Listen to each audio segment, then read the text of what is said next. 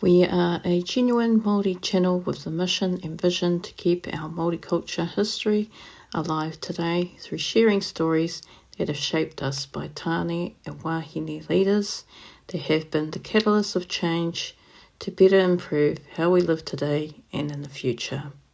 For those of you that like this episode, please click the like button, and for those of you that want to watch more, please click the subscribe button.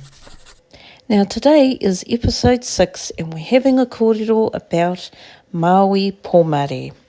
Māui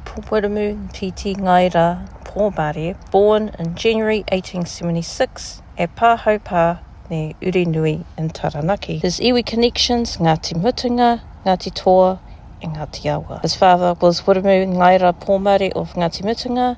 His mother was Mere Hautonga Nicol of Ngāti Toa. Grandmother Kahe Te Rau o Te Rangi, father Scotsman Jock Nicol. Kahe Te Rau o Te Rangi was one of the few wahine to sign Te Tiriti o Waitangi. Educated at Te Aute College in Hawke's Bay in 1893. Left for the United States to study medicine, graduating with his Doctor of Medicine in Chicago in 1899.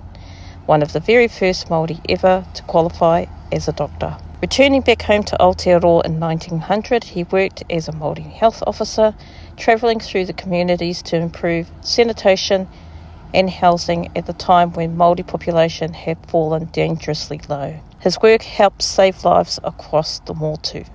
He then entered Parliament in 1911 as the member for Western Māori, standing alongside fellow Te Aute men, Sir James Carroll, Sir Te Rangihiroa and Sir Apiranga Ngāta. He married Mildred Amelia Woodbine Johnson, known as Media of Rongowhakata and Te Aitanga Mahaki.